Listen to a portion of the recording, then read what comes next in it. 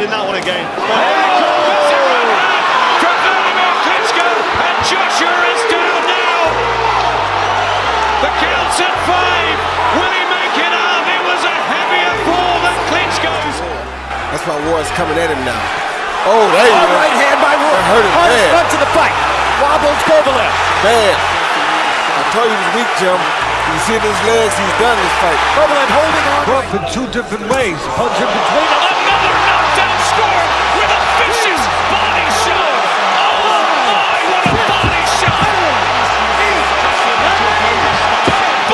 Together. It's all right saying it, but it's another thing doing it. If you feel it. Good shot from Anthony Joshua, and Vladimir Klitschko took it, but Joshua's going for a big left hand, and down goes the giant Ukrainian in the same round that he lost his unbeaten record to Ross Purity.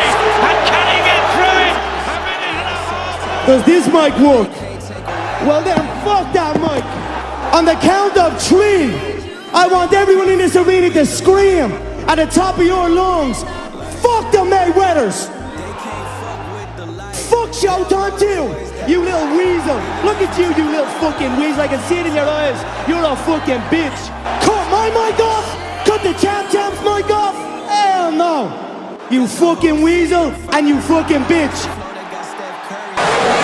But again, we're talking about Ivor's first pro boxing fight. Here in round 10 against Floyd Mayweather. And Floyd Mayweather landing the right hands now at will and tags McGregor again. Floyd Mayweather has McGregor on the ropes, literally and figuratively.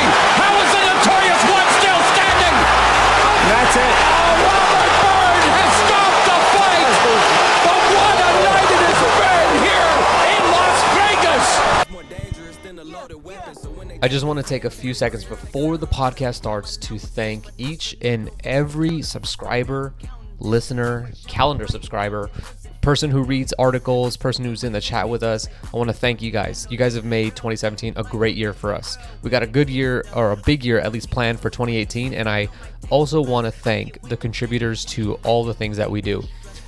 Leo, Tom, Gleb, Babs, Jason, Simon, Rajiv, Hova, Graham, Chris, Josh, Tweed, and T-Baby. Thank you so much to all of you guys. Thank you again to all the people who are listening to this or have made this possible. We got a big year planned next year, and I hope you guys are here with us. So let's get the podcast started. First podcast of the year. Simon is back. And Simon, why don't you tell everybody why you haven't been on the podcast? You just stopped inviting me, really. That's not true. I've been sat around just twiddling my thumbs. That's not true. You know what Simon's been doing? Building cribs. Yeah, that's true. I have been. Simon's gonna have a baby. Yeah, due in April, my first. And so I was asking Simon before the podcast, let's assume, because this is how life works, if the baby's gonna be in April and Joshua, Simon's favorite fighter, is gonna be fighting Joseph Parker in April, let's assume that Joshua's making his ring walk. The AJ letters are ablaze. Joseph Parker's in the ring sweating already because he knows he's about to get knocked out. The baby is coming. Your wife says, like, hey, you need to take me to the hospital. What do you do? Call a cab and catch up a little bit later. I think it's important that you have your priorities in life, and I know where mine are. As one of the proud members of the AJ Massive. Yeah, that fight's a once-in-a-lifetime event, ultimately. You're not going to be able to relive that afterwards. So it's true. How frequently do you see domestic Australians win world titles? Nationality aside, that's right. It's going to be an interesting one and a brief one, I think. Let me just say this before Graham gets really mad at me. Joseph Parker is not Australian. He's from New Zealand. That's right. Whatever. Whatever. So what this podcast is we're gonna do our awards of the year in a brief recap of the year, which will take 3 hours probably. And we're gonna start with Fighter of the Year, which is the most natural place to start. Simon, do you want to go first? It's been a while since you've been on the podcast, so I'll let you talk. Yeah, so I think that there's been a lot of achievements. It's been a really good year all round, and so a lot of people have done stuff. For my pick for Fighter of the Year, I'm going to put it with Andre Ward for kind of cementing his legacy in a good way. Like, I think that he climbed the highest mountain that he had available to him, and did it without too much of an issue, and has gone off on a high note. And that's assuming he doesn't come back, I think that that's a really good career, loads of great wins, and I think this year was another keynote milestone for him. What do you think this morning of the news that Carl Froch said Dimitri Bivol forced Andre Ward to retire? I didn't see that. Is that a genuine comment? Or are you making that up? Because no, this is true. This is true. I really can't tell. No, I'm not quoting some fanboy on the sub or in the chat. This is legit. It was on Boxing Scene. I don't know. I mean, I think with Carl, he's obviously had a great career, made a load of fans, and I think in some ways he might miss being the action, and so he'll often comment on stuff, especially where Ward's concerned, to kind of keep his hat in the ring and like stay relevant to the public conversation. But the problem with doing that is that you're not always necessarily saying good stuff, and that's an example of not good stuff, because that's very silly. Right, and it kind of hurts his case because Ward beat him, and then you're saying that the guy who's scared of this other young fighter and forced himself to retire is also the guy that beat me. Like, that's stupid. Well, not that I disagree. I like the pick of Ward, and you definitely can say that he reached a point this year, and what he did in a single event was far greater than what most other guys have done. I have 3 picks for Fighter of the Year. And that's just greedy. Well, no. I have 1 pick, and then 2 guys, 1 runner-up, and then 1 is the Fighter of the Year based off of a different set of parameters. So, like, first, like, normal, just what you did, the Fighter of the Year, like, who reached the highest heights, who accomplished the most in 2017, and really took themselves to the next level and stood head and shoulders above the competition. And for me, that was Terrence Crawford, and I thought this was kind of obvious. He arguably beat 2 of the best guys that he could have beat in his division, in Felix Diaz and Julius Ndongo. Ndongo, a unified champion, and Diaz was a guy that many people thought was the best opposition that he could face at the time. I mean, everyone was excited that he was going to come over from PBC, fight on HBO, and what he did is ended up just the same way everyone else does. I mean, it was almost like, how different was Diaz in that fight to John Molina? What Crawford did to him was unbelievable, and then he goes and stops Julius Ndongo to make history in unifying a division, and it's not something that we see happen every year. So that That's alone, true. I think Crawford that where that #1. suffers, though, is that the public haven't really got behind a lot of the names involved there on either side, and so on paper, academically, 100% worthy of consideration, but it's not a big, like you said, people were excited. I don't know if like the general public were excited. It was more of a boxing fans, like a fans fight rather than like a for the public fight, if that makes sense. Right. And I think, yeah, you could definitely say that Crawford didn't cross any lines, especially in the way that Ward did. He made history, but he didn't have a win that was just as impactful on the whole boxing community, world, whatever you want to say, that Ward did. And, the thing that kept me from picking Ward was that he, just the controversy. If it was a little cleaner, and in my opinion, it was a clean stoppage, there's no controversy with me, but I can't go fully because I don't want to hear his haters come after me. No, I get that. Like, sometimes you just have to go with your heart, though. My heart said that he had a great year, and there's definitely people that had their problems with the result of that fight. But I don't care about those people because they're wrong. Well, and then you also just don't come on the podcast enough, so you don't have to hear them in the comments every week. I can hide out, and I don't have to endure. That's right. I'm gonna make you be the host, and then you can just deal with the messages. That's poison chalice right there. My runner-up, and I think this one's obvious who's going to be the runner-up. if it's not Ward and Crawford's already been taken. It's Srisakit Sorungvisai. So he decisions the pound for pound, at least the consensus pound for pound number one fighter, according to many. And then in a rematch, he decides, I'll beat you even more conclusively, and he knocks him out in one of the most brutal knockouts we saw of the year. I mean, it's rare that we see, in my opinion, a guy fight another guy, especially a guy that is considered better than him, and basically say, "Oh, you fight me. Yeah, it looks like you're about to be shot, doesn't it? You're definitely." He takes a fighter's prime away, and then he came back and erased all doubt and made sure that everyone left that fight with basically the opinion that Roman Gonzalez is done. There's nothing left there. He's cooked. And that was all at the hands of Sorungvisai. I think if we look at which fighter climbed the most as far as rankings go, it would have to be Rungvisai. I mean, who thought about him at the end of 2016? Would he have made a top 50 list in boxing?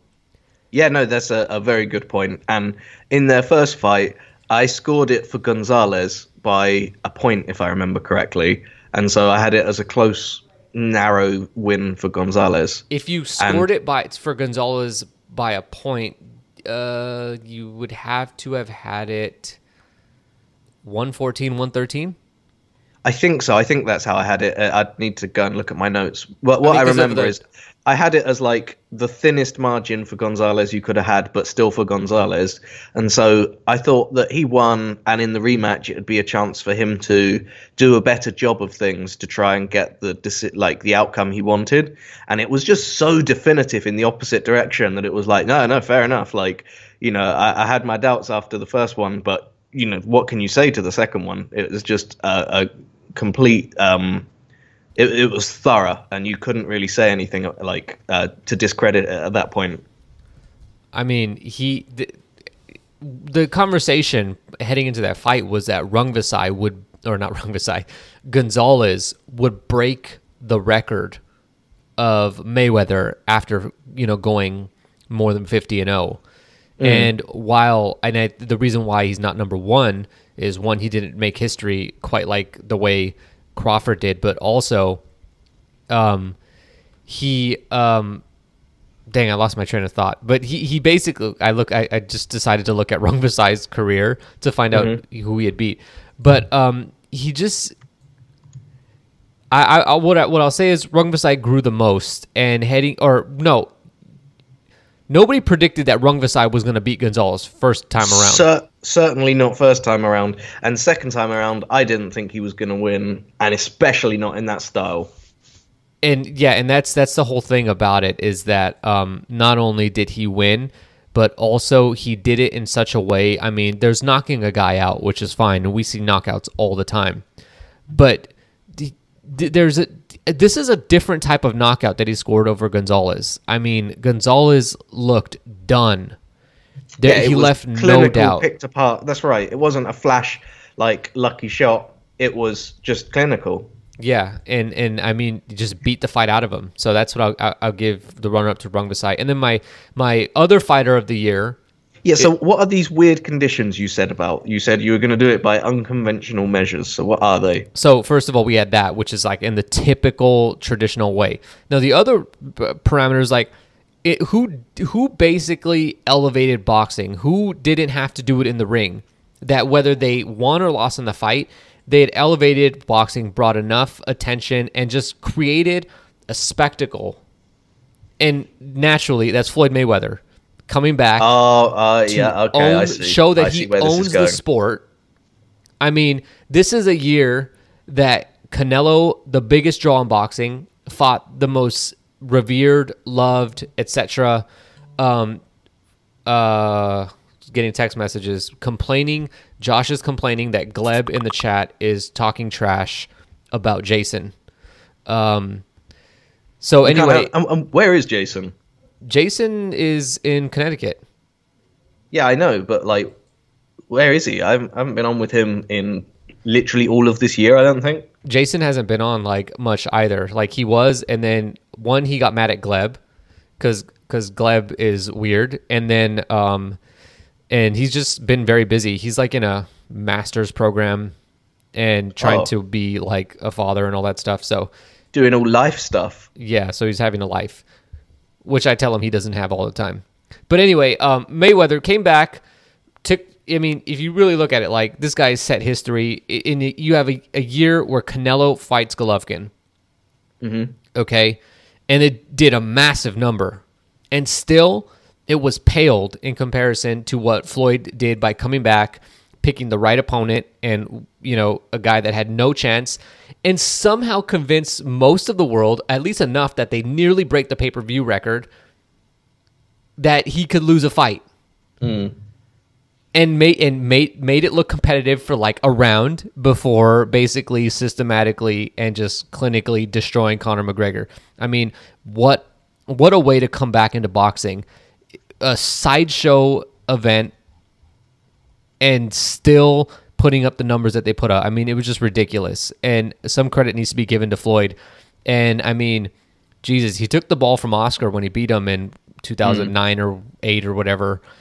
7 maybe, can't even remember. But I mean, he just continues to rewrite what you can do and what's possible as a boxer who's capable of getting people to tune in. Yeah, and I unfortunately, particularly liked that event. That event. Sometimes the online reaction doesn't go the way that you think it should, or I think it should anyway. But with that fight, as soon as it ended, there was a big surge of people saying that it was fixed and that the referee saved Floyd from a fight he was losing clearly. And what I was happy about was that, rightly so, everyone told those people that they're idiots. And that argument got shut down the same day. And then there came back a new argument, which was it was a very close fight that Mayweather won by being a genius. And even that got shut down as like, it wasn't close. It was fun, but it wasn't close. Yeah, I mean, you thought it was close maybe if you watch MMA your whole life. And one of the other things is that what fight in history or fighter in history has ever been able to unify the entire sport? Like, all boxing fans stood together for one day to cheer on Floyd, and see the MMA fans disappointed. I mean, it was just the best. I mean, I can't think of a better period that we've had in boxing that was as fun. I mean, it was really annoying to deal with the McGregor fanboys, but other than that, like, it was just a really fun time to be a boxing fan and have everybody asking you about what McGregor's chances are in the boxing ring against Floyd, and bringing up McGregor's left and his angles and all that nonsense that ultimately meant nothing in the end. Yeah. So, I think one thing, so there's like certain trends within the boxing community, and I did a piece a while ago on how fans love to say that boxing's dying or dead, even though it's not. But another one, people are really slow to give credit to anything that's happening today, and I think that Floyd's one of those fighters that people struggle to give a thumbs up to in the here and now, and you get people that are like, oh, he's okay, but he's no, and then they'll list an obscure champion from the 60s, like, oh, that was a real fighter. But I think that in 20 years' time, people are going to be bringing up Floyd the same way people bring up, like, Ali as, like, accomplished fighters. It's just the sport really struggles to give people their dues while they're actually fighting. Yeah, I mean, I think a lot of people also have a lot of trouble separating what Floyd is capable of doing in the ring versus what he's capable of doing on Instagram and stuff. And when that disappears and people forget, Floyd's all his antics and his out of the ring stuff, people are going to realize, wow, that was I got to see that talent. I mean, just think about this, right now, Crawford, in 30 years time, you're going to say you were able to see Crawford in his prime. And I don't know. That's assuming a certain arc, but yeah, I don't think that's a crazy prediction. Right. I think it's one of the safest ones we can make right now. That Crawford is that guy, and just to see, like, to really. I mean, I always encourage people, like, just appreciate what you're seeing. Like, Crawford is unbelievable. Look at the adjustments he's made. Like, just count the amount of guys who've won rounds against him, and what it's really taken. Like, you have to be Gamboa throwing a lightning quick jab to win a round against Crawford. So that's the fighter of the year. Let's talk about the fight of the year. What did you have? I don't think that there's really a contest here. I think fight of the year is Klitschko AJ. Oh, we disagree. What's so look at it this way. You've got the decades-long reigning king who obviously has his loss to Fury, but it wasn't a compelling loss in the sense that it wasn't like Roman Gonzalez's most recent loss, where it was destructive. It was someone. Did he lose anything? He got outfoxed by Fury, and that's, so it wasn't like the end of an era. It was fair enough, you've outfoxed him. But with the AJ fight, it was like the story all worked. You had the old reigning champ and the new, young up and comer. You had like knockdowns in both directions. You had, epic flow to the fight where it was, difficult at any moment to know who was going to win. I had Klitschko ahead going into the final round, and a lot of people did other than the judges. So it was a really close back and forth fight, knockdowns in both directions, electric, did huge numbers, was super important. I had my whole family round watching it, and that's rare where there's my in-laws and that are interested in a fight, which is always a nice treat. But yeah, it was the most important fight, I think, for history, for entertainment's fact. I'd be interested to know how you can disagree with that one. It's not that I disagree. It was certainly a great fight. But I think that Canelo Golovkin wins it for me. See, it was momentous, but I think that the reaction spoiled it. Fans being upset about the result spoiled it, in my opinion. I'll give you that, because it is annoying to this day to see the amount of debate that we deal with in the chat on a daily freaking basis of who won that fight and why, even if people who thought Canelo won, the 118, 110 card is ridiculous, which we'll get to later.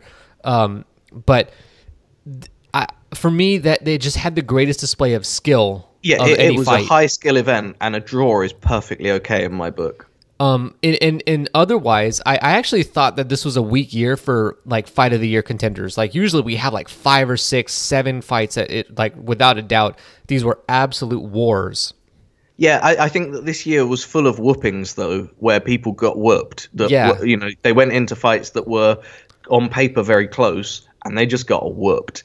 And so it wasn't like the way that boxing works in terms of its fan appeal is there's story arcs there's things like comebacks, there's things like underdogs, there's things like reigning champs that are invincible, and they all have a different place in time. You can't have all the parts of the story happening at once. And this year was big for the ends of stories of people who've been going on for ages and have finally ended their careers or been beaten in such a dramatic fashion that so it means that there's a vacuum at the moment for new stories to begin. Yeah. So we've had a year that was very conclusive, but the problem with conclusions is, especially in boxing, they're often not dramatic fights in the sense of the action. They're dramatic in what they mean. So Gonzalez getting absolutely whooped, it wasn't a dramatic fight in what happened, but it was dramatic in what it means for that division and for him and the power vacuum it leaves for someone else to fill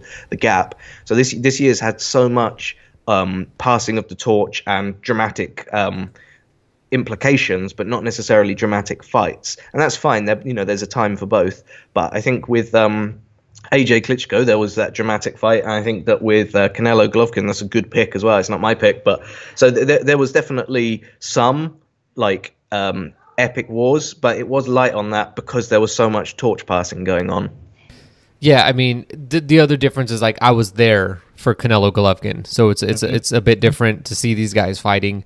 But for me, I mean, it had what I like to see. You had 2 very different styles, and you had both guys executing at an extremely high level. The risk, I mean, there was risk in every shot that was thrown. I mean, how many times did Canelo land shots that should have probably put away lesser opposition?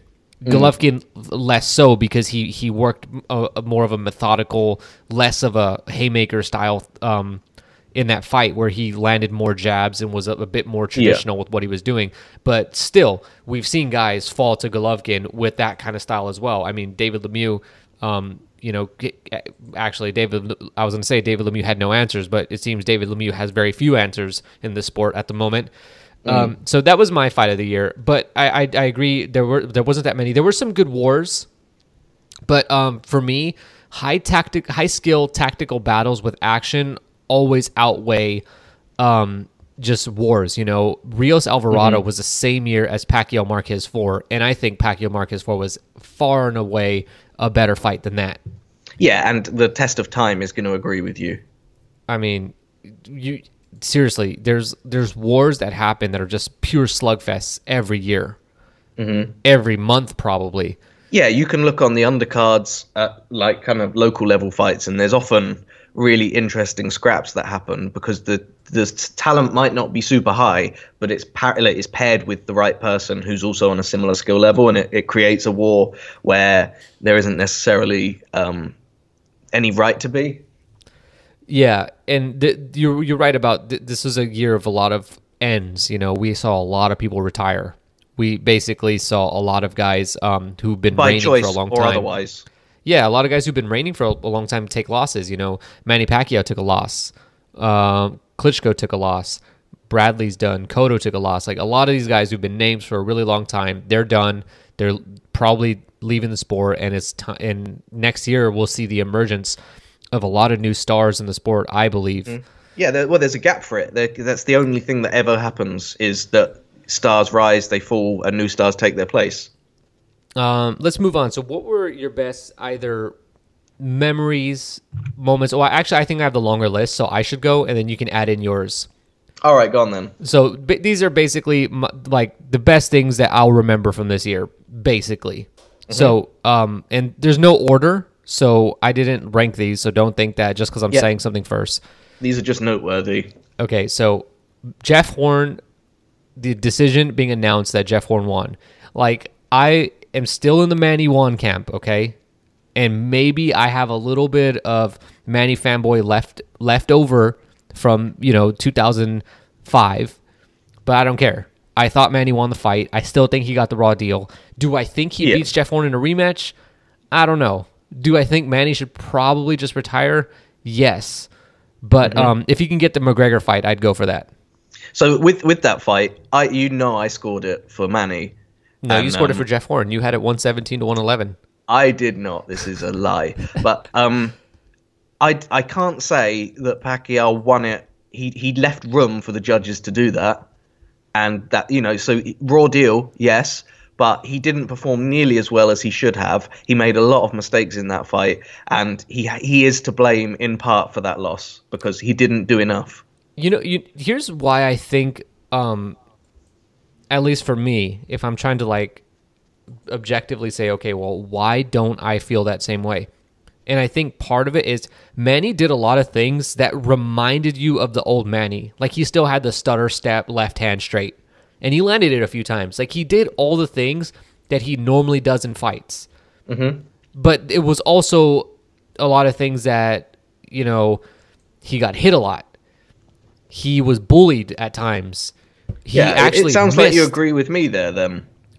In hindsight, yes, but in the moment, I was like, I don't see how Horn won this fight. Like, I didn't even think it was close. I think I Did you go full Teddy Atlas about how there needs to be an investigation? No, I didn't. Because I don't care that much. Like, we see robberies, at least, or decisions that you don't agree with on the regular. It just happens in boxing. Like, it's going to happen in any sport where you're saying your opinion is what will determine the outcome of who wins. Yeah, this is it. And robberies do happen, don't get me wrong. There's a bunch. However, I don't consider this one of them. No, I think at the end of the day, I can say, okay, maybe it was close and they favored something different. And the optics, I'm sure the optics look way different in person than on TV. Because on TV, the size difference didn't look that big, but as I was, I was looking at it a little closer, looking at the highlights, rewatching the clip where Manny gets wobbled, and it's like, okay, maybe Horn just looked massive, like he was just tossing Manny around in there, and that could happen. So I'm definitely not saying that Jeff Horn didn't win that fight, but I'm saying the shock of Horn getting announced the winner and literally everyone looking around confused. And I watched that with a bunch of people. It was one of the top moments of the year for me. Yeah, no, that was big, yeah. Another one, I'm sure this is going to be probably the one that most people roll their eyes about, but I don't care, is Diego De La Hoya outclassing Randy Caballero on the Canelo Golovkin undercard. This is a guy who I thought was like just not really a good prospect, you know? You weren't sold. And I was really impressed with what he did. I mean, I was certain that he was going to win that fight, Caballero, and do it easily. And what De La Hoya did just shocked me, and just seeing him emerge as one of the top prospects in the sport. Unfortunately, he had to miss weight by like 4 pounds and not follow it up with anything. But otherwise, it was just a great emergence of a prospect. Yeah, I don't think that's that big, but if you want to give it a note, then by all means. Let's see. Klitschko dropping Anthony Joshua. Yeah. That was one of the top moments of like, oh my God, Klitschko still got it. I mean, Klitschko looked good in the fight, but like you kind of had the sense that while he was outboxing Joshua, if Joshua really put it together, Joshua was gonna, knock him out. And then Joshua did come out aggressive, and then Klitschko drops him. It was a wild, just one of the moments in a really wild fight. Yeah, it had echoes of his fight with Dillian White, where he'd felt that he had some success and then went to his corner for his break and came back out, not realizing that the other person has had time to recover too, and came out too hard, too strong, too fast, and made a mistake and paid for it. And the same thing happened in both of those fights, which is a little troubling, but in terms of the action, it was incredible. The next one is, and this is like another one that's probably just exclusive to me, and maybe some people will roll their eyes, but seeing Luke Campbell fight live. I've been a fan of Luke and that watching was a really his whole good career. Performance. He won a lot of fans that night. Yeah, not only just seeing him, that he looks much older than he looks. Is that right? Yeah, he does. But then also seeing him look like he was outclassed early, and then come back and nearly beat Jorge Linares. I still think Linares won pretty clearly, but it was just...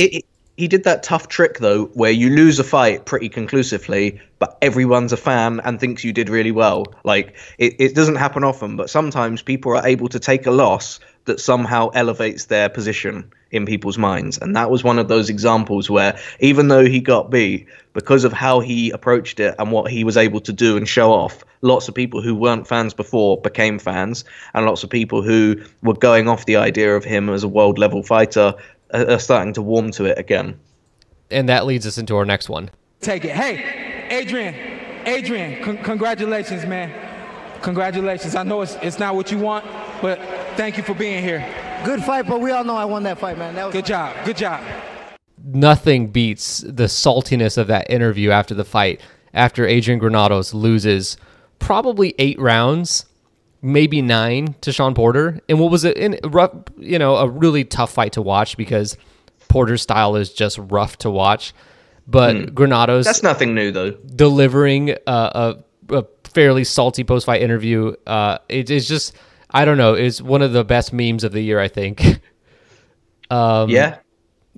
Another Clarissa Shields trainer. You probably didn't watch this fight, did you? No? I don't think so. I'm trying to summon it. When she won her world title and she's just lighting up the girl that she's fighting, and her trainer in this corner says, "Look, I don't want to say she's a bum, but she's a bum." And then I have 3 moments of like a fighter getting hurt.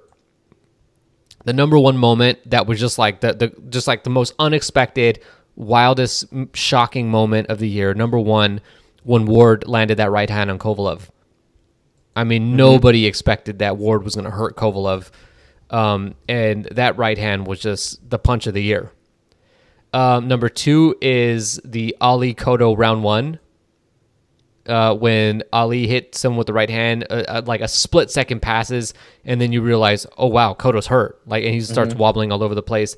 And then number 3, just in general, round 1 of Thurman Garcia, which might be one of the wildest rounds of the year, where Thurman and Garcia are just both going for it, and Garcia gets wobbled. This is a guy who has looked like, basically, he can be a punching bag if he needs to, but you're not going to hurt him.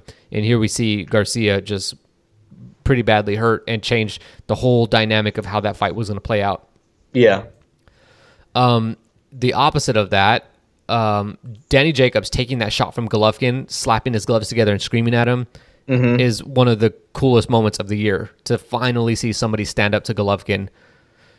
Yeah, I thought that was a great fight. I hope that he stays in people's minds. Like, I hope that he isn't instantly forgotten, because that was a very close fight that you could have even scored for him. Yeah, I completely agree with that. And then also, you don't think that Eddie Hearn's going to let him fade from anybody's minds, do you? I hope not, but it's not always up to Eddie. It is up to Eddie. Fair enough. He runs boxing. And then Jermall Charlo's post-fight interview, even though Jermell Charlo was the one who was fighting, after he knocked out Lubin, I think Charlo's post-fight interview, Jermall, was just absolutely hilarious. Yeah. A lot of emotion, I guess. There was that one wasn't just a boxing match. Is you okay? Let's see. I would play the clip. I have the clip, but it's like 2 minutes long. Well, maybe we'll play it at the end. Okay, were there any moments that you had that I didn't have? I think so, because mine aren't, like, I don't think I'm using the same criteria as you. My first one that's, like, not too controversial was the Errol Spence's fight with Brooke. What about it? Because I didn't have it. I love Spence. Essentially, Brooke had, from beating Porter, been on this kind of mystery level of world contention where it's like he could be the best welterweight in the world, because he's only fought one person that kind of could give him that reputation, and it was a sketchy one. But, you know, not fighting anyone doesn't mean that you're bad or good. It means we don't know. And his loss against Golovkin didn't really answer any questions, because it was super one-sided from the beginning to the end. Not to British people. Well, Brooke was winning. This is the point. And so with this fight, it was an even matchup in terms of, like, you couldn't say it was an unfair. In skill set, it wasn't balanced. But in terms of reputation and career trajectory, they matched. And it was one-sided, clinical, and, you know, definitive. And so it put to bed all of the stories about Brooke. And that's why it hit my list.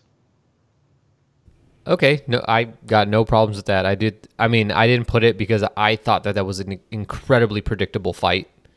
So yeah, absolutely. It's just that the predictability wasn't something that there was a mass agreement on. Yeah, I mean, but that's every British fight, or every fight featuring a British fighter. And on British fighters, another one that I gave notes was the Bellew-David Haye fight, because when Haye's leg goes, it was so shocking. It was because I think that most of us that were watching that know kind of what we're looking at knew immediately that something was up. Before any of it really, you just knew that his footwork was sketchy. And you're like, I think he's hurt his leg. And it became more and more obvious that there was a really big problem. And it's one of those unusual things that's in a fairly high-profile fight that a lot of people are watching, that something that sketchy's happened. And the fights continued for ages. Usually that would be the end of it. Yeah. But it kept going, and you're just thinking. And then Hayes, like, doing this thing where he's just refusing to move because he can't put any weight down, and he's just throwing these absolutely reckless, like, huge punches. But because Bellew's not particularly defensive or mobile, they're nearly landing, and you're just like, he might win with one leg. I just don't even. How is it? Like, it was really difficult to understand what was going to happen, because it's like, if Haye connects with anything, he might just win by stoppage. Right. And Bellew's letting that nearly happen repeatedly. I think he did win a round. Like, maybe the only time in boxing history somebody has won a round with a torn Achilles. Yeah. It was just, I'm not saying like it's a fight of the year contender or anything, but that was weird, and you'll remember that forever. Yeah, it was certainly one of the weirdest fights of the year. And then on weird outcomes, my other moment I got noted down. It's not even a fight per se; it's the response to a fight, and it was Teddy Atlas on television calling for Adelaide Bird to be arrested before she's able to leave Las Vegas for scoring the Golovkin-Canelo fight a way that he didn't like. Okay, but that's actually ridiculous because she lives in Vegas, so she would never leave. So technically, she should still be like the cops should still be waiting at the borders. Yeah, it's stupid for so many reasons, but the bit that I like most about it is that it means that in Teddy Atlas's mind, when a fight is fixed, the judge involved is given a big bag that says money on it, and that if they're able to escape the zone with the money bag, then you got away with it.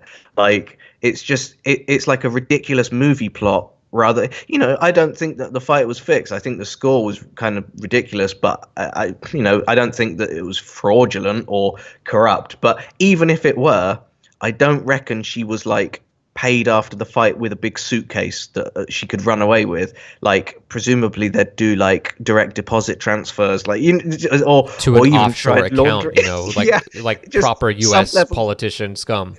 Sophistication, not like this sketchy moustache villain, like ridiculous. So him saying on national television to arrest her before she leaves Las Vegas, that was special and ridiculously irresponsible. Yeah, that was just ridiculous, and it caps off an entire career that Teddy Atlas has made of stupid outbursts like that. Yeah, and the thing is, it comes from a place of love. He clearly loves the sport and cares a lot, and that passion's admirable, but he channels that passion into being a sad, absurd figure. I mean, yeah, he's passionate enough to pull a gun on Mike Tyson, so I guess. He's a wild card, and I think that, like, if you want to say crazy opinions, go for it, but if your crazy opinions are arrest this person immediately because they're for making a mistake, like, or even just having a different opinion or being mistaken, or like, just it's just that was a leap.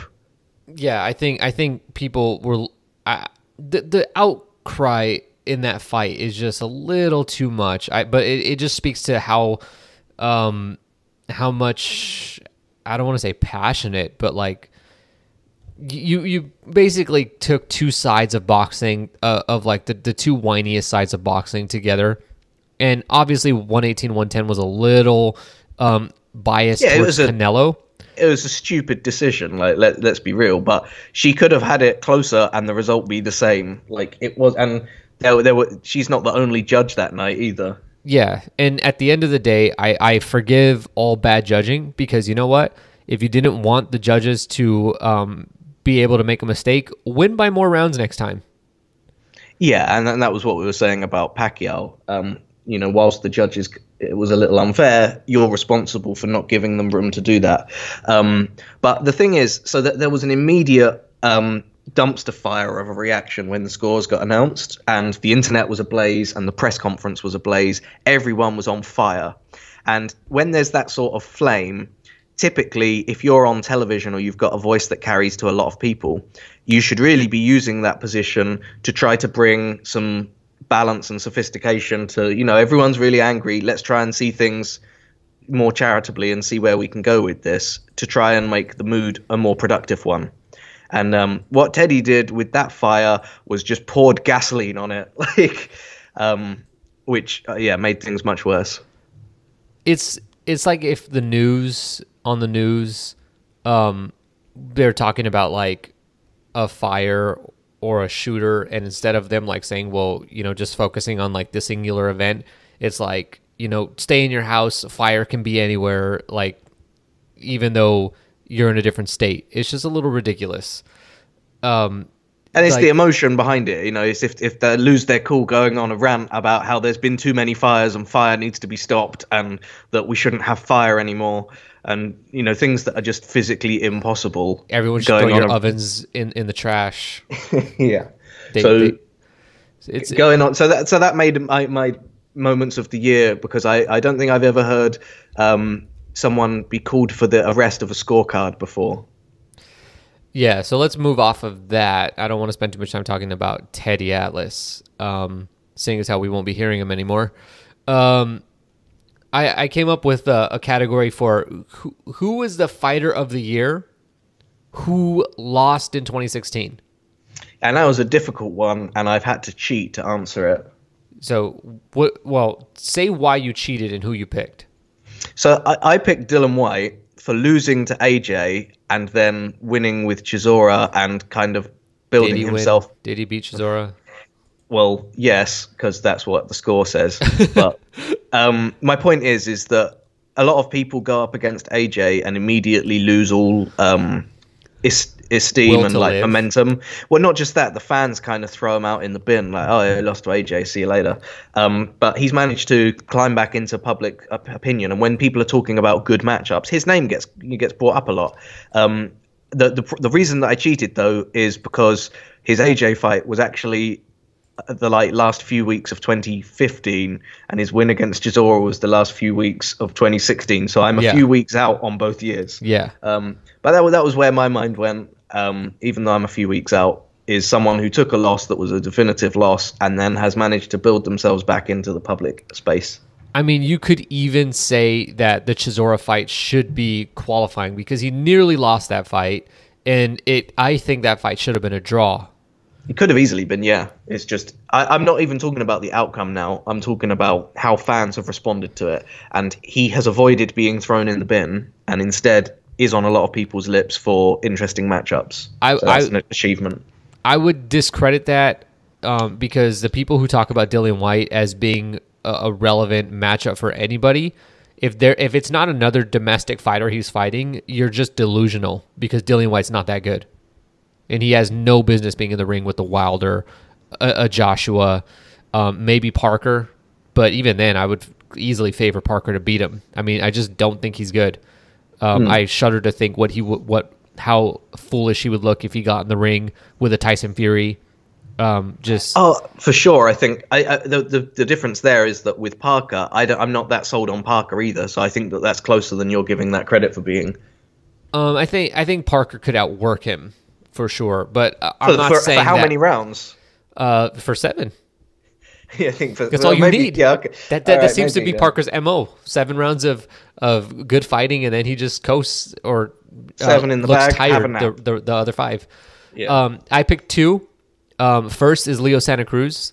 So Simon disagreed with this one because he says that Leo Santa Cruz didn't exactly lose to Carl Frampton. I said it was a close one, and he lost, definitely. I scored it. I called it for Frampton in advance and scored it for Frampton. So there's no disagreement there. It just wasn't, he wasn't shut out or anything. Now, the reason I say this, though, so, like, I have 2, but the reason why I put Santa Cruz first is because while he did lose in 2016, there's no doubt about it. And I thought Frampton won the fight. I thought it was a close fight, but Frampton won, clearly. And no fighter has grown as much over the past year as Santa Cruz did of guys that won in 2016 and lost in 2016. Nobody's made as big of a stride as Santa Cruz has done. Santa Cruz reinvented his entire style. And the way we got to see and get the confirmation of that is he fought the same guy. And the same guy fought pretty similarly to the way he did in the first fight. And Santa Cruz changed everything about his game plan. And just, I mean, he beat Frampton far more conclusively than Frampton beat him. Yeah, absolutely. And it was a great litmus test. I think that is a great pick. It's better than my Dylan White pick. So well done. And then I can't say much more. He followed it up with his fight against Chris Avalos, which and then again, Santa Cruz changes his style up a bit to suit what his opponent, and he does get hit more than we usually see, but in the style that he's fighting in, you have to get hit because he's now going after a guy trying to force a stoppage, and he does. And I trusted that was calculated to an extent. Like, no one goes in like, I'm going to get punched in the face loads. But I think that sometimes people decide to take a more risky style that's going to be fan friendlier and going to work the way they want it to. So I think that it was a calculated risk he took in that fight rather than a sign of weakness or whatever. And more importantly than all of that we both said, you cannot rule out the effect of fighting in the StubHub Center. Yeah, the magical war-creating StubHub Center. You have two Mexican fighters fighting in the main event at StubHub. Like, what is it about that location? Like, do you think it's the fans, or do you think it's the structure itself? It's both. So it's for both. those who've not been at the StubHub Center, okay, the way it's built, it feels like you're on top of the fighters. It's like ancient Roman gladiatorial like Colosseums. It feels like one of those in my mind. Yeah, it is, because like another part of it is that it's so close. You can hear every single fan yelling. Okay? So the guy in the very top row can yell out in a quiet moment of a fight, and everyone will hear him in the arena. And it's so close. The way the stadium seating is, everyone has a very good view of the ring. So like, and in the ring, because it's so small, you look out, you see faces. You know, in an arena like the Forum in Inglewood, or in the Grand Garden Arena in Las Vegas, or the T-Mobile Arena, you look out and you see just a sea of lights, of like blurry faces or whatever. But at StubHub, you look to the left and you see Simon. You look to the right and you see some, one of your family members. There's no hiding from people in the StubHub Center. And I think with the people that close, I don't know. There's just something about it. It just overtakes the fighters. Most years, there's a fight of the year contender that happened there, and that's saying something. And I mean, next year, I can't remember which fight we're getting there, but already there's some wars on the table at StubHub. I mean, the Valdez Mariaga fight was also brutal. And that was last year. And then second place is Saddam Ali. Stopped in 2016 by Jesse Vargas, comes back, wins a few fights, and then pulls one of the biggest upsets of the year in beating Miguel Cotto. Now, Cotto was injured, but he was getting beat before the injury. So let's not act like that's any reason to take any credit away from Saddam Ali. So it's just a great comeback for him. And you'll remember, I've been a Saddam Ali fan for a while. Like, I've been waving that flag, and I was upset at his loss. So it was really nice to see him get another shot at the top. Yeah, he seems like a guy that, if you listen to his interviews or anything like that, he's a guy that it's nice to see him succeed. Yeah, absolutely. Yeah, I think that he could have a really steady career ahead of him if everything's managed correctly, and I hope that he does. Do you think he could beat Liam Smith? Yeah, I do. That's because you think Liam Smith isn't good, huh? Kinda. Like, not. I don't mean no good, but like there's levels, and I don't think they're on the same level. Ooh. British fans right now just they loved what you said about AJ, and now they're not feeling you. I just lost everyone. Oh, and Dillian White too. They were like, "Wow, Simon's our guy." Then you have to go and disrespect Liam Smith. I just gotta call it as I see it, and I don't think that is on the same level. Wait a second, you weren't impressed by Liam Smith's performance against Liam Williams? No. Okay. No, not unimpressed. I just don't think it was that significant. Who is your prediction for Fighter of the Year in 2018? See, this is a really difficult one, and the reason is, so this year we've got lots of people saying that Fighter of the Year saw Rungvisai for his win over Gonzalez, but in 2016, who is he? No, he's not a particularly notable name. Now, as I said earlier, this has been a year of stories ending, leaving room for stories to begin, and so I think that there's a good chance that 2018's Fighter of the Year is someone who isn't on our radar yet. That's fair. However, I think that both Charlos are going to have an interesting year. Oh, love that pick. So watch that space. Hopefully develops interestingly. And I also think that there's a chance for AJ to do some good stuff if the right people and the right fights get made. So I think that there's a chance that because everyone sees him. When someone is an up and coming prospect and they don't get Fighter of the Year, they don't get pound for pound consideration. Just everyone knows that they're a good up and comer. he's ready to start making the step into I'm a pound for pound excellent, one of the best fighters going.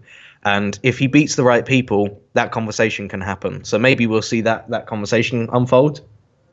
Yeah, definitely. If he fights, say Wilder, and then he beats another Fury and Wilder this year. Oh, if he beats Fury and Wilder, that's game over. Yeah. Well, I don't know about that, but because I have a couple that are very impressive that will be Fighter of the Year next year. So let me go into that. So I'll tell you who is not going to be first, okay? Mm-hmm. Is not going to be Terrence Crawford. You can't win 3 years in a row, first of all. Second of all, who is he going to fight? He's got Jeff Horn. He struggles. And then nobody else. Mm-hmm. Yeah, he hasn't got natural foils or villains yet to go up against, or people that are in public interest. So there's good fights to be made, but not necessarily popular ones to be made. At least, if they're not coming over from the PBC side, and I don't necessarily think that they want to send anybody, at least a top name, over to fight Crawford when they could be fighting each other.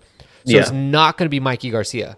As much as I'd love for it to be Garcia, I think he's in a division where it's transitioning, and he's essentially the best one in the division right now. I don't see him going back to 135, so Mikey is most likely not going to just have the names to suffice a Fighter of the Year award.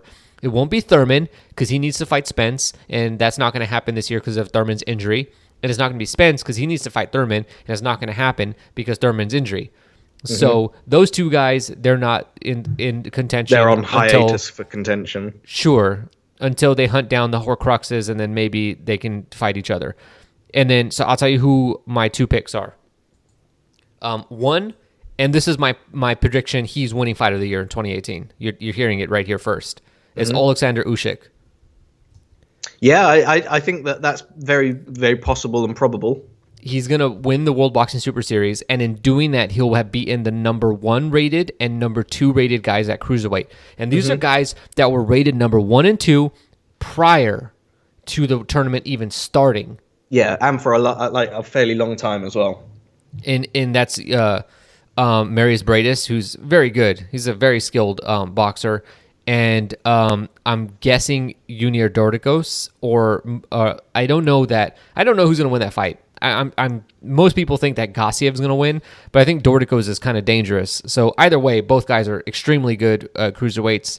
And without Usyk, any 3 of these guys would be the number 1 rated guy in the division. Usyk's going to beat 2 of the 3, and that should make him Fighter of the Year easily. And then my runner-up will be Leo Santa Cruz. So he made the best comeback this year, and then next year he's got Mares next.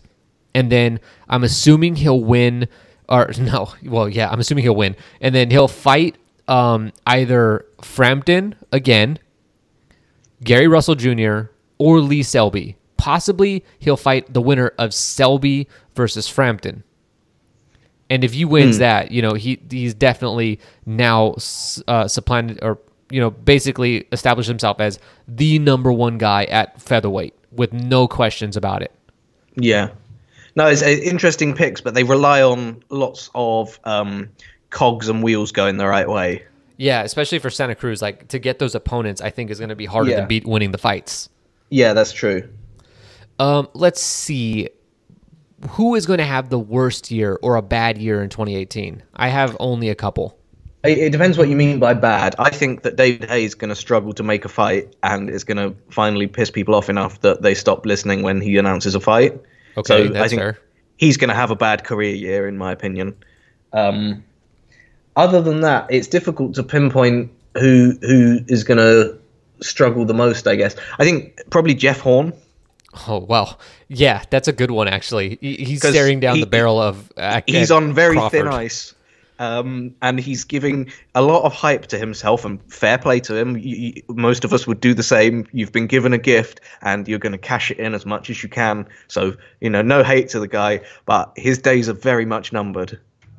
Yeah, with Terrence Crawford as the likely next opponent, whoever that is going to have a bad time. Sacrificial at that point. Yeah, and when you're Jeff Horn and you barely beat Manny Pacquiao in 2017, a shell of Manny Pacquiao. Manny Pacquiao's ghost. You wimped by on a whisper, and a lot of people didn't even think you got it. Yeah, the remains of Manny Pacquiao do not stand up to 2018 Terrence Crawford. Yeah, so I think that he's in for a hard year. Yeah, I have a couple others. Another top-ranked fighter, Oscar Valdez. Valdez had 2 pretty poor performances this year in the Mariaga fight, which was a war. And then Mariaga's a spoiler, though. I forgive that. I don't think so. Valdez should have easily won that fight. But that's not how Mariaga is. I put Mariaga in the camp of people like Gamboa and people that like make fights difficult. Gamboa makes everything difficult. Well, that's what I mean. I put Mariaga in that category. I think Valdez but he showed in that fight like he's got a lot of flaws. And if you want to give him credit and say like, well, it's Mariaga, why did he look exactly the same and possibly even worse against Genesis Cervania, a guy who was moving up in weight with no power? Yeah, you're totally right there. I can't dispute that part. And unless they give him easier opposition, and I don't know how much easier it can get. Or for how long you can tread that water. Yeah, but before people start to turn on him, and I think the tide might be turning already, but I think Valdez is due to have a poor year. And then secondly is Carl Frampton. I mean, he's got it tough already. So I don't know. Why do you think that? I think he's going to do some good stuff. Well, because he didn't look that great in his most recent fight against was it Gutierrez or Gonzalez? I can't remember who he just fought. I think it was Gutierrez. And then now he's gonna fight Donaire, so he's got to avoid a left hook for 12 rounds. That shouldn't be that hard, but Frampton is not untouchable. Then he's gonna fight Selby, and Selby's gonna make him look horrible because Selby's not gonna want to fight. And then at the end of the year, he's either going to fight one of the top featherweights in the world in Santa Cruz or Gary Russell Jr. That doesn't seem to me like an aging Frampton who's struggling and keeps talking about the struggle of making 126 pounds. That doesn't seem like a recipe for success. Yeah, I'm not all doom and gloom on that front. I think there's a chance that goes well. But it is a good pick. I think it's an interesting pick. I just don't agree. I mean, I want to be wrong. I definitely do because I like Frampton and I like Oscar Valdez. These are actually 2 of the top guys that if I have a fave 5, you've been they'd sweet be in there. on Valdez for a while. I got Valdez in there. I've got Frampton. I've got Gamboa. No, I kicked Gamboa out actually. I got Campbell. I replaced him with Gamboa with Campbell.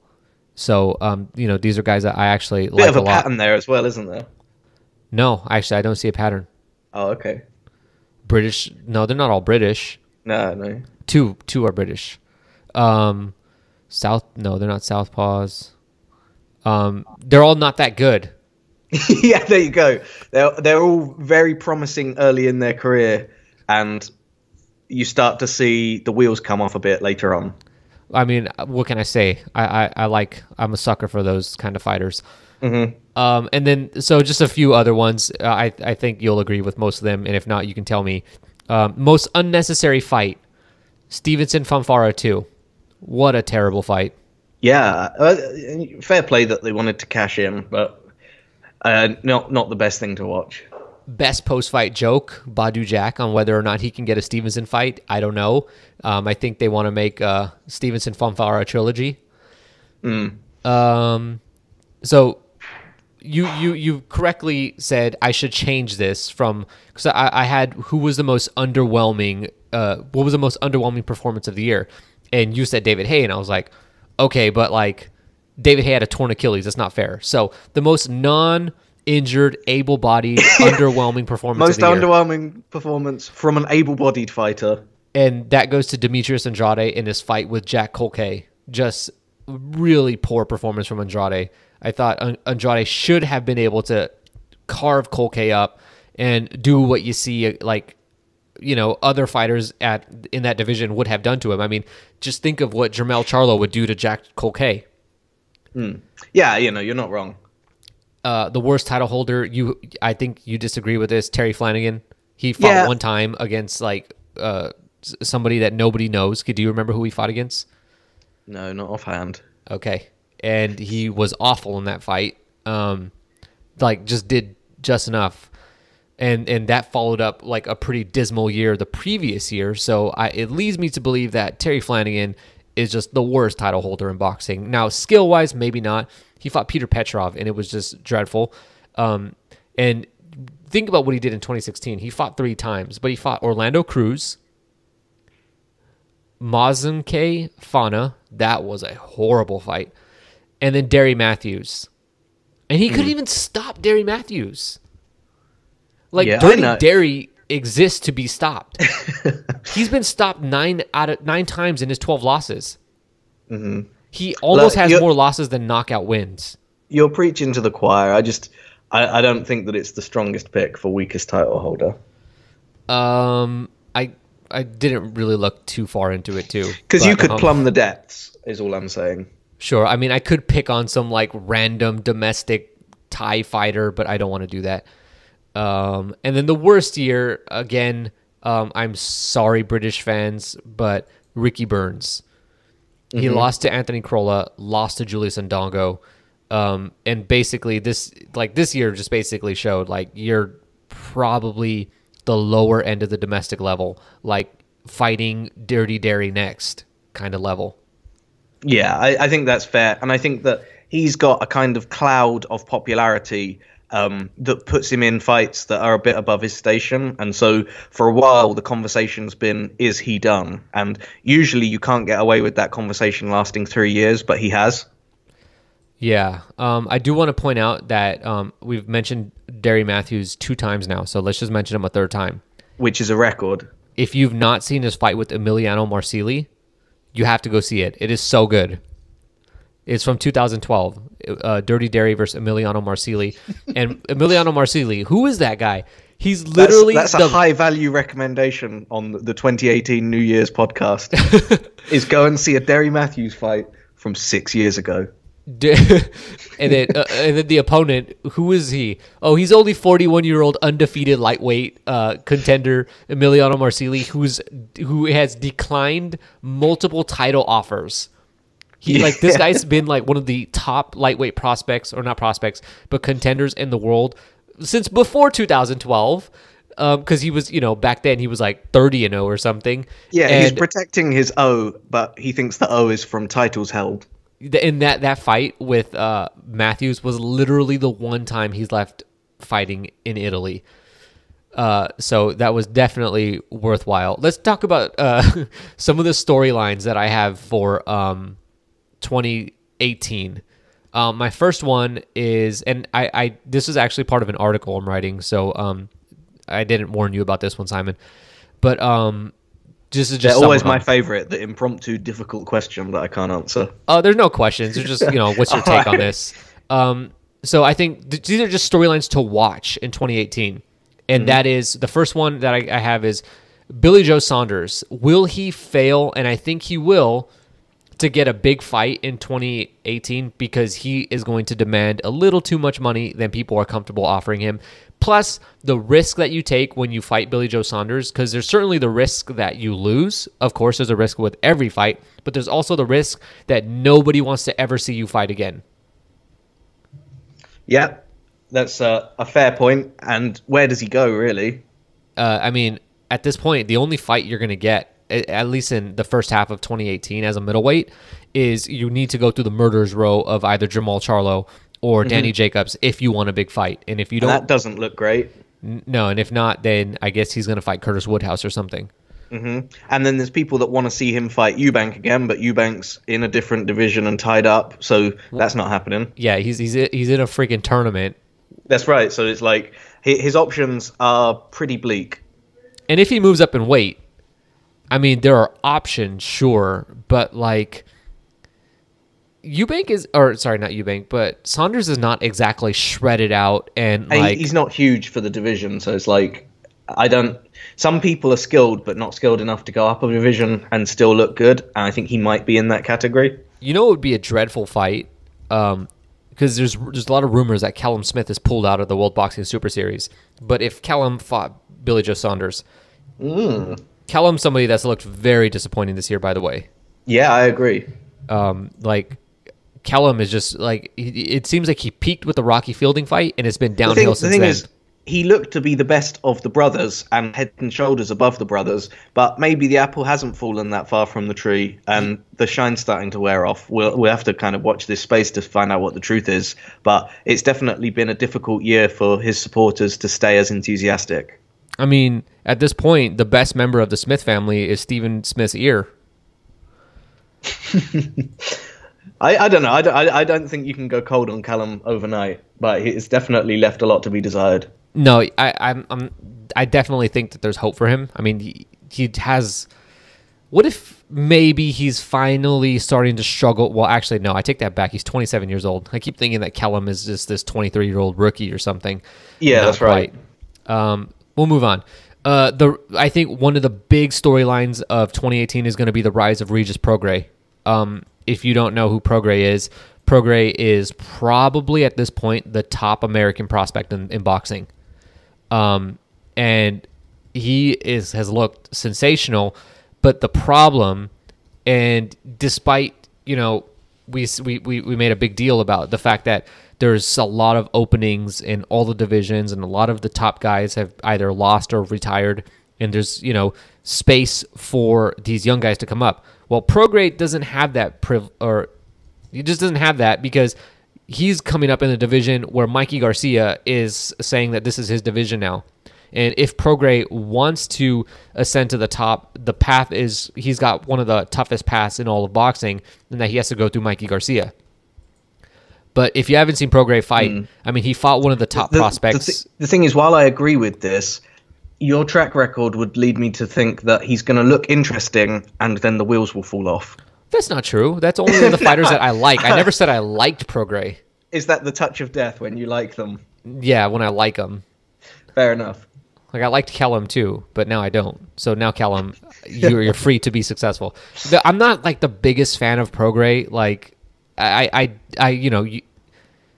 not going to deny when I see a guy who looks talented. There are certainly guys that I'm not really a fan of that are talented. Like, I'm not a fan of Billy Joe Saunders. I never have been, but he's extremely skilled. Yeah. No doubt about it. And Prograis skilled, not the biggest fan. His knockout of Joel Diaz Jr. was awesome earlier in the year. So that's something to watch.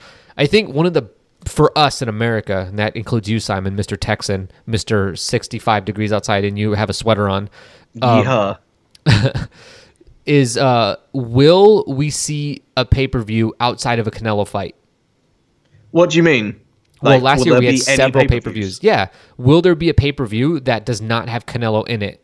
Yes. Do we have the stars to necessitate or to warrant a pay-per-view event excluding Canelo? I think Wilder AJ happens towards the end of the year.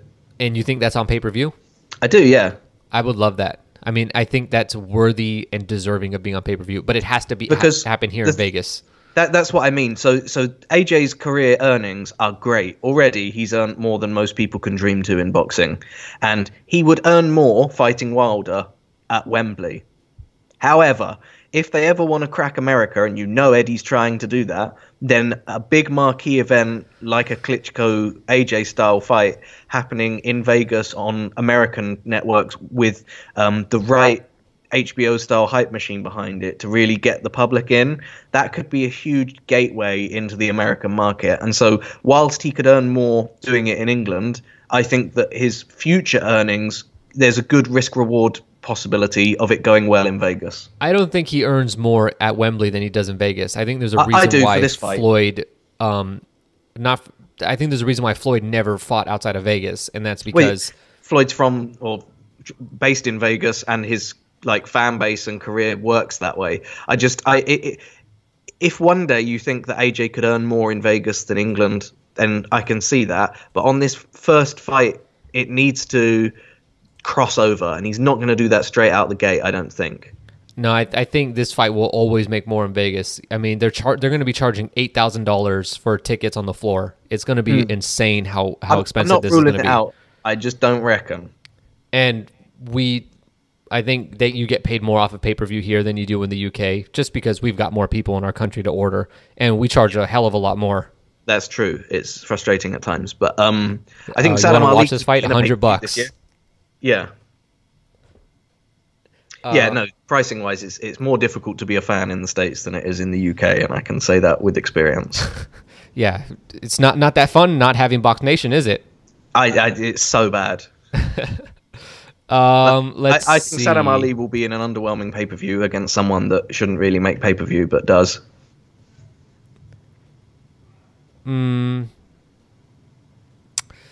Keith Thurman's performance against Jesse Vargas is one of the most important stories of 2018. Keith Thurman right now is the number one guy at welterweight. And for, just as an academic conversation, he is the champion at welterweight. Nobody's done what he's done, okay? But that elbow injury was serious. If you saw the pictures of him post-surgery and stuff, I think that is, like, Thurman's career, if he doesn't come back, if it doesn't heal properly and he doesn't come back, if he comes back a little too early, is basically in jeopardy. And thus the excitement of the welterweight division, because Thurman makes for great fights. And so that's true. It's going to be extremely important that he looks fantastic in that fight with Jesse Vargas, because even if he looks just good and he needs more time, then it's more time that him and Spence won't fight each other. And so it's important, I think, and hopefully I hope to see Thurman at full strength, ready to go against Jesse Vargas. You think that he holds the keys to the division's future and unlocking a post-Mayweather-Pacquiao welterweight era? Yeah, because think of it this way. If Thurman doesn't do too well, or he has this built-in excuse called my elbow, nobody gets the rub beating him. And it's kind of like what Pacquiao fans tried to do to Floyd after the fact by saying, well, my shoulder was injured. So basically, you didn't beat me at my best, so then Floyd doesn't get the full credit. But Thurman's not that guy. Thurman's the kind of guy that's not going to come in and say, I was injured. He's going to come in and he's swinging for the fences. Yeah. And what I love about Thurman is that he's the kind of guy that he knows that I might lose, I might get knocked out, but I am not going to get in there and defend against getting knocked out. I'm going to try to knock you out at the very least if I know I'm losing. And so Thurman is the most exciting guy at welterweight, and he definitely, I mean, yes, you could say Spence is exciting as well, but Spence is a lot more methodical and responsible in the ring than Thurman is. And you just look at the first round of the Garcia fight with Thurman. That's a guy that's like, I don't care what you got in your left hook, I'm going to show you mine. I don't think Spence comes out that way. Yeah, no, I think that's fair. Another storyline, this is a more obscure one, but Manny Robles' future as one of the top trainers in the sport, his fighters have not done so well. Shabransky got just destroyed by Kovalev. Valdez keeps looking bad. So Robles, was the trainer of the year last year, and just 1 year later, it's a very different story. His future's uncertain. Yes, he does train other fighters, but a guy who once looked like the most promising trainer in the sport now kind of looks a little suspect in us thinking that. But that typically happens with trainers. Remember Virgil Hunter? And no, you don't, it's a bit of a touch of death when you get trainers aren't as important as a lot of people make them out to be, and so they get this high esteem of like they can make any fighter work, and then it becomes more apparent that actually a lot of the responsibility is on the fighter, and a good coach is good, but it doesn't make the fighter. Let's see, which recently retired fighter will go back on their word in 2018? I didn't really think about answering this question. I just asked it. It's an interesting storyline, I think, because inevitably someone's coming back. I think the most obvious one is Salido. Pacquiao retired? No. Maybe Klitschko? I would say Salido, but he was arrested last night in a physical altercation at a bar in downtown Sonora. So it looks like he's preparing to get back in the ring. And last one, can Freddie Roach rebound with no stars in his stable? I think with Cotto gone, Pacquiao seemingly gone, what is he going to do? Like, he doesn't have any more stars. Can you think of one? Lebedev, maybe? The only one I can think of is George St. Pierre, but that's not the same sport. Those are the top storylines I can think of. I mean, I have more, but those are for the article that I'm working on. So that's those are the things to look forward to, I think, next year. On articles, how has the site been maturing this year? What's been new? Well, we've added more writers. We've added different types of articles, a lot more opinion pieces. The site's growing. The podcast is actually growing, which I'm surprised at. I when we started the podcast, I never thought that we'd have more than like maybe 100 listeners. And for the longest time, because I just uploaded them to Amazon and they would just post the links. And then I had a feed thing that just found the MP3s and then sent that to iTunes. I never had statistics of the podcast. Yeah. And now we switched the services. I found a service that does all this. The listenership is way bigger than I ever thought it would be. Like, just astounding. And I didn't even realize that people like the podcast, for one, and two, so many people listen to it. The calendar is like wildly popular, which it should be. That's the only thing I'm like not shocked by, is the calendar is awesome. And so everything is like growing. We get to cover what fights. is the calendar for those that haven't got it already? The calendar is it's a calendar that syncs to your phone. And what I do is I personally update it myself. So I put in all the televised fights across the major TV networks. So that includes the networks in the UK. Basically, if you can stream it, it's going to be in the calendar. In addition to that, I also put in world title fights. So some fights don't get televised, but they do happen. And at the very least, by seeing the thing in your phone pop up, oh, I should go check who won that fight. Or, I wonder if I could find a stream of this obscure fight, that's happening in South Africa or whatever. While I was in England, it was easier to just check Sky or check Box Nation for what was happening on the weekend, and you'd basically get a pickup of everything. But in the US, the calendar's been really useful to me for knowing what station things are going to be on, because there's just a billion TV channels here, and none of them seem to dominate boxing exclusively. And so the calendar's really useful for me, where it's like, this is going to be on Fox Sports 1, this is going to be on ESPN, or, just to get a good bearing of where the hell I should start looking. Yeah, and it converts the time to whatever time zone you're in. So like when I was in China, the time is obviously very different. And I was getting the notifications for when the fights were coming on. And it was just like, oh, well, thank you for waking me up at 4:30 in the morning. I think I'll sleep instead of watch 4 hours of AJ undercard. I don't think I even got to watch the fight, though. But there were a lot of things I didn't get to watch in China. But yeah, it's useful. So what's on the horizon for the site? Have you got some things lined up for this year? Well, world domination to summarize. But what we want to do is, I mean, the past few weeks in Discord and in the chat, I've just kind of been observing for what people want. Some people just say it outright, like, you guys need to do this. And then some others are talking about like, well, I wish somebody did this. But what we're planning on is like additions to the site were like little tools, like the calendar integration in the sidebar, a tool to look up fighters. I don't know how to say this, but maybe I should not say anything because I don't want to. It's not done or even fully planned out yet, and I don't want people to say like, well, you said you're going to do this. Why isn't this there? And build the expectation, yeah.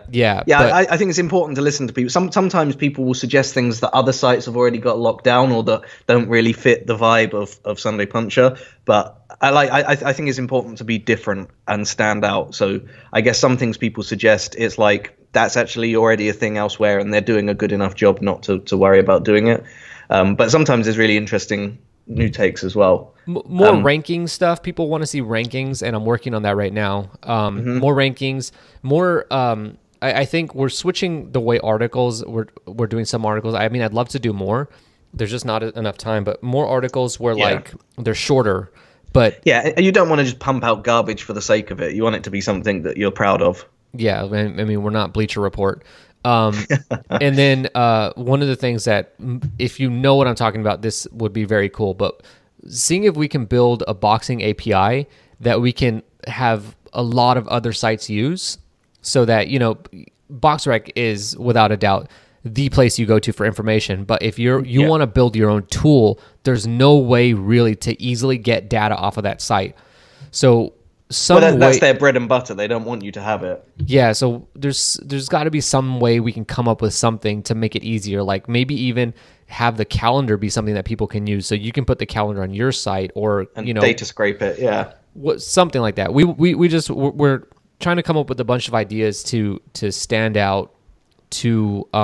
But not only that, but like the goal has always been make it easier for people to follow the sport, to understand it, to learn about the sport, form your own opinions. You don't need ours. And that's so important, though, is it's difficult to be a fan. It's probably one of the sports that you have to work hardest at to stay relevant and up to date with all of the stuff that's happening, because it's on so many networks in so many countries with so many belts, so many fighters.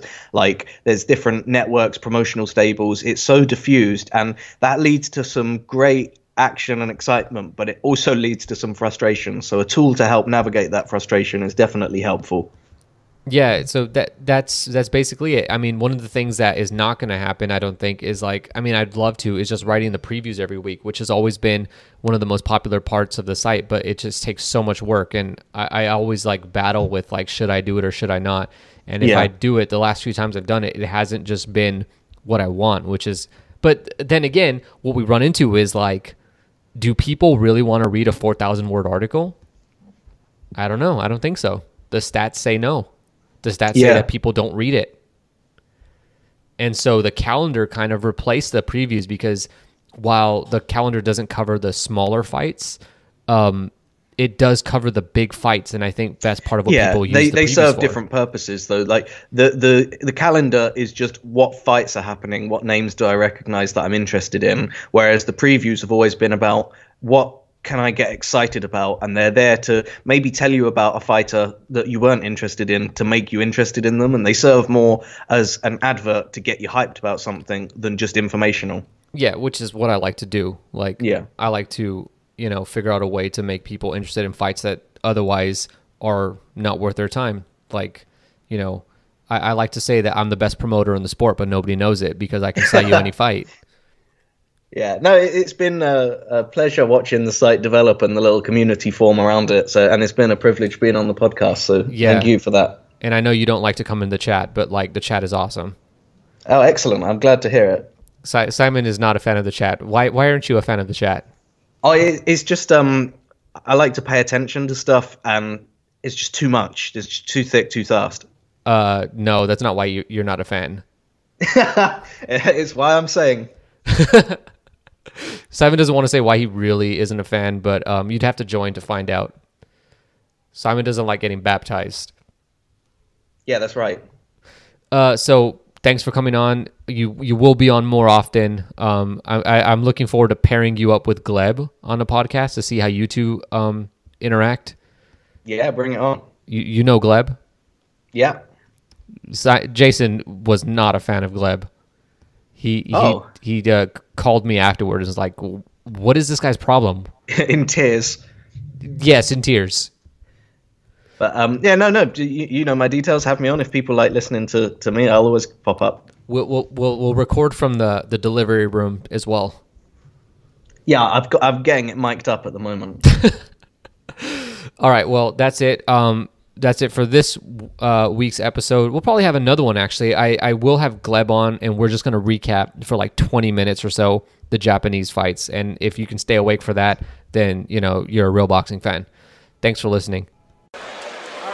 Very much. Jermel, congratulations. We're going to talk about the fight, but first, there's been an incident here. Did you see what happened? Yeah, I actually saw it. They threw a chair at my brother. You know, it's not our fault that we get out in the gym and we work hard, we train hard, and we believe in ourselves. Are you okay? I'm good. Is he okay? Let's talk about the fight now. Is you okay? Let's talk about the fight now. Let's talk. Okay. Let's talk. It was much quicker. They was giving him a lot of attention, running around with cameras.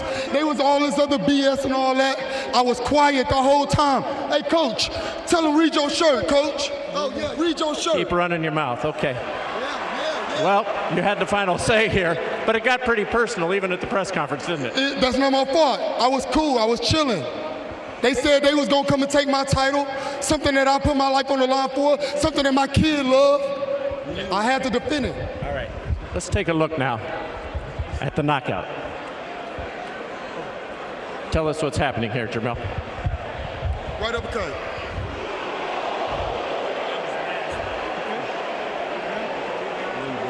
Let's take one more look at it. And did you see that he was susceptible to this immediately? I didn't even hear you, sorry. It was a right uppercut. It looked like it could have been a right hook. He was dipping down, he ran right into the shot. All right, well, this was over very quickly. Now you have the Laura fight. We just saw Hurd. Would you like to fight one of those two next? Give me a title. Give me another title. Let's go. That's what I need. Which one? Which one first? I want Hurd. Hurd just fought. He just won. Austin tried to do a hell of a job. He stood in there. Give me Hurd. I want Hurd. Come out that locker room. All right.